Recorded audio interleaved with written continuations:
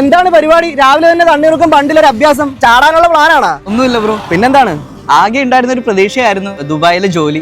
അതൊരു ഏജന്റ് തന്നെ പറ്റിച്ചു. അതിന്റെ സങ്കടത്തിലാണ് അത് ഫ്ലോപ്പ് ആയപ്പോ. അതെ. എടാ, അതിനാണ് ഈ മണ്ടത്തരം നീ കാണിക്കുന്നത്. എടാ, ലൈഫ് ആകുമ്പോ ഫെയിലിയർ സംഭവിച്ചിരിക്കും, അത് നമ്മൾ ഫേസ് ചെയ്യണം. അല്ലാണ്ട് ഇതുപോലത്തെ മണ്ടത്തരം കാണിച്ചാൽ നിന്റെ ലൈഫ് ഫ്ലോപ്പ് ആണ്.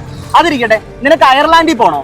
ഇതൊക്കെ നടക്കുന്ന കാര്യമാണോ ബ്രോ? ഇതിനൊക്കെ IELTS വേണ്ടേ? IELTS വേണ്ട, ഒന്നും വേണ്ട. യൂറോപ്പിന്റെ സിലിക്കൺ വാലിയായ അയർലൻഡിലേക്ക് നിനക്ക് പോകാൻ ഞാനൊരു വഴി പറയാം. എടാ, ഒരു ഇംഗ്ലീഷ് സ്പീക്കിംഗ് കൺട്രി കൂടിയായ അയർലാൻഡ് 2 വർഷത്തെ സ്റ്റേ ബാക്ക് പ്രൊവൈഡ് ചെയ്യുന്നുണ്ട്. So Ireland is the best choice for you.